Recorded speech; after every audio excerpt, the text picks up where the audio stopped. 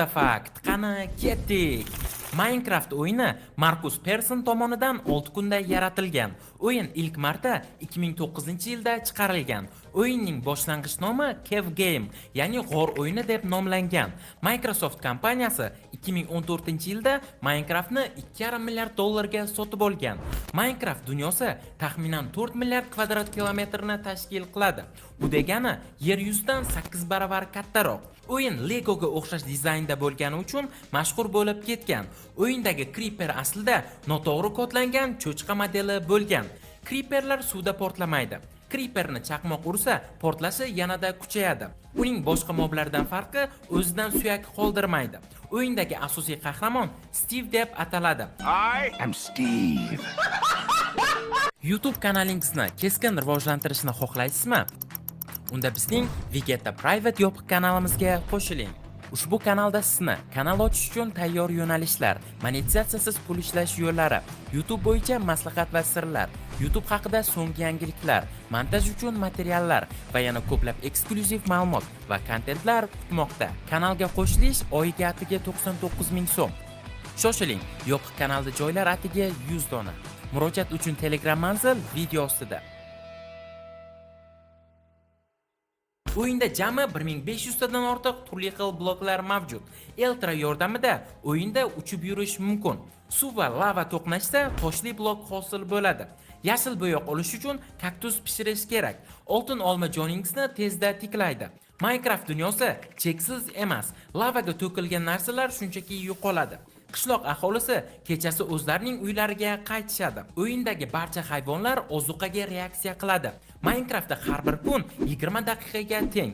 Minecraftning mobil versiyasi 2011-yilda chiqarilgan. Minecraft dunyodagi eng ko'p sotilgan o'yin hisoblanadi. Minecraftning RTX grafikasi juda realistik ko'rinishga ega. Minecraftda dunyodagi katta virtual qurilishlar qilingan. U Guinness rekordlar kitobiga kiritilgan o'yinlardan biri. Minecraftning sun'iy intellekt versiyasi ham chiqarildi. Qishloq aholisi bilan savdo qilib, qimmatbaho narsalar olish mumkin. O'yindagi bolta qilichdan ko'ra kuchliroq hisoblanadi. Minecraftni yutish uchun Ender Dragonni o'ldirish kerak bo'ladi. Minecraftning maxsus Xitoy versiyasi ham mavjud. Qishloq aholisi o'ziga kasb tanlash xususiyatiga ega. O'yinga har yangilanishda yangi hayvonlar qo'shiladi. Minecraft Yaponiyada o'quv jarayonida muhandislik va dizaynni o'rgatishda foydalaniladi. Bedrockni oddiy rejimda buzib bo'lmaydi. Bedrockni faqat kreativ rejimda yo'q qilish mumkin. Suv Minecraft dunyosining 60% dan ortig'ini tashkil qiladi. Jungli qasr ichida yashirin xazina bor, lekin uni topish qiyin. Minecraftda jami 70 dan ortiq turli moblar mavjud. Minecraftdagi har bir blok o'lchami 1 metr kvadrat hisoblanadi. Qorli golemlar o'yinchilar tomonidan yaratilgan birinchi himoya mobidir. Minecraftda qum tortish kuchi qonuniga amal qiladi va yiqilib tushadi.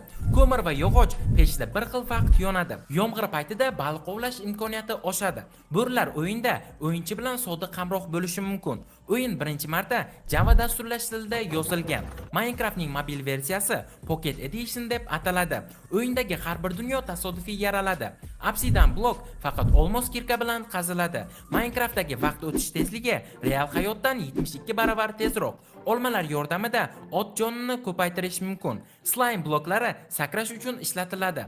Sandiq olovda yonmaydi. Oltin asboblar eng tez, lekin nozik bo'ladi. Olmos asboblar eng kuchli hisoblanadi. Creeperni qo'li bo'lmasa ham novvondan chiqoladi. O'yinda baliq ovlash orqali qimmatbaho narsalar topish mumkin. Lava cheksiz yonish manbai hisoblanadi. Qovoq shlem sifatida kelsa, Enderman sizga hujum qilmaydi. O'yinda tortni qaytarib olish mumkin emas. To'tiqushlar musiqaga raqs tushadi. Qorli golem dushmanlarga qor to'plarini otadi. Kaktusga istalgan narsa tashlanganda u yo'q bo'lib qoladi. Chaqmoqli havoda kunduzi uxlash ham mumkin. Spider kechasi agressiv, kunduzi esa tinch bo'ladi. Delfinlar sizga xazina topishga yordam beradi. Varden o'z ko'zlari bilan emas, tovush orqali sizni topadi. O'rgimchaklar devorlarga chiqishi mumkin. Mushuklar creeperlardan himoya qiladi. Endermanni suvga tushirish orqali yo'q qilish mumkin. Bo'rilar creeperlarga hujum qilmaydi. Bambuk eng tez o'suvchi o'simlik hisoblanadi. O'yinni kreativ rejimda o'ynab, cheksiz resurslarga ega bo'lish mumkin.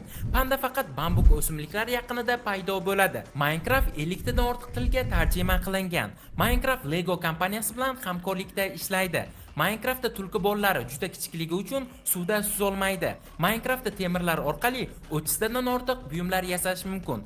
Golemga temir berish orqali uning jonini tiklasa bo'ladi. Agarda hayvonlar olovdan o'lib qolsa, pishgan go'shtga aylanib qoladi. Minecraftni PlayStation 1 va 2 da o'ynab bo'lmaydi. Minecraftda shaderlar ishlatish orqali atmosferani o'zgartirish mumkin. PewDiePie va MrBeast o'z faoliyatini Minecraft videolar bilan boshlagan. 2025-yilda Minecraft haqida badiiy film premyera qilinadi. Hozircha uning treyleri YouTube'da taqdim etilgan. Cho'l zombilari quyoshda yonib ketishmaydi. Minecraftda shisha qumdan olinadi. Qaychi yordamida qo'ylarni yungini olish mumkin. Minecraftda hayvonlarni jinsi mavjud emas. Kichkina zombilar katta zombilardan tez yuguradi. To'tilarni faqat junglida uchratish mumkin. Minecraft Amerikada eng mashhur o'yin hisoblanadi.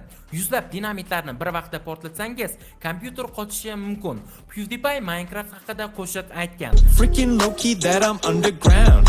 I got Minecraftning Instagramda 10 milliondan ortiq obunachisi bor. Minecraftda ilonlar mavjud emas. Mushuklar qanchalik balandlikdan yiqilmasin, joni ketmaydi. Creeperlar dunyoni yashil rangda ko'rishadi. Minecraftda pandalar aksirishi mumkin. Do'stlar, videomiz shulardan iborat edi. Agarda video sizlarga yoqqan bo'lsa, videoga like bosing va YouTube kanalimizga